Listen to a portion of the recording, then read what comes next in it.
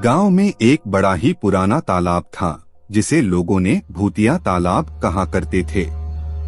कहानी है एक छोटे से गांव की, जहां लोग रात को तालाब के पास जाने से बचते थे।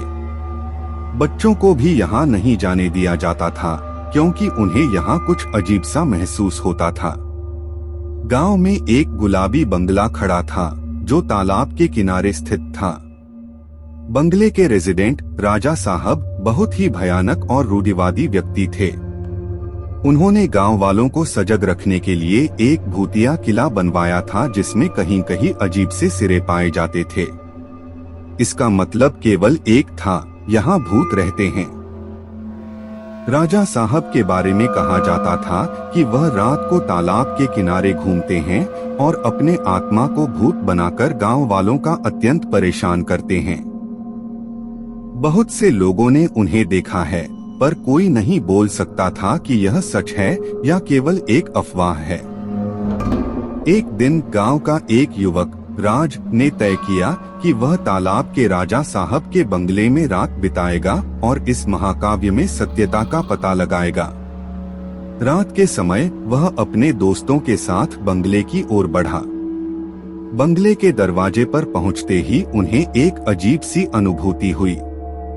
वे सभी चुपचाप खड़े हो गए और अंधकार में बंगले की ओर बढ़ते हुए महसूस कर रहे थे कि कोई उन्हें देख रहा है। बंगले के दरवाजे को धीरे से खोलते ही उन्हें एक अजीब सी आवाज सुनाई दी, तुम्हें यहाँ नहीं आना चाहिए था राज। राज और उसके दोस्त डर के मारे हुए बैठ गए। आवाज बड़ी रौंगत से हंसी में बदल गई, ध्यान रखो, तुम्हें यहाँ आने की कोई इजाजत नहीं है।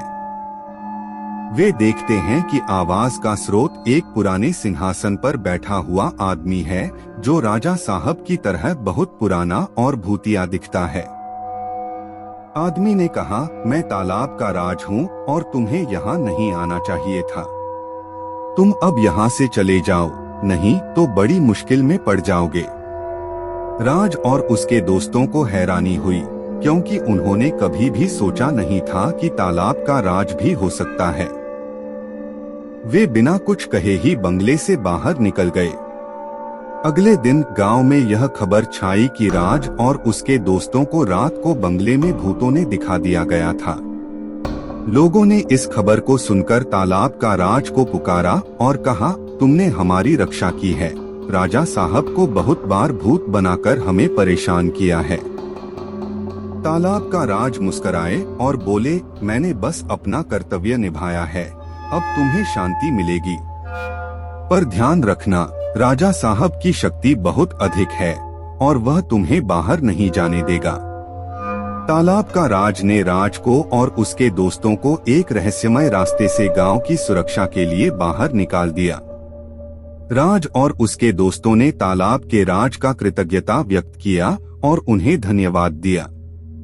इसके बाद से राजा साहब को तालाब के पास जाने का समय मिला ही नहीं और वह गांव वालों को परेशान नहीं कर पा रहे थे। लोग खुश रहने लगे और तालाब के बजाय अब रात को बंगले के पास से गुजरने को बहुत ही सुरक्षित महसूस करते थे। इस कहानी से सीखने को यह है कि कभी कभी भूतों के पीछे एक सत्य होता है और हमें अपने आसपास के चीजों को देखने के लिए खुले मन से रहना चाहिए। धरोहरों और पुरानी कहानियों का सम्मान करना चाहिए क्योंकि कभी कभी वह हमें अपने गुप्त रहस्यों का पता लगाने का एक मौका देते हैं।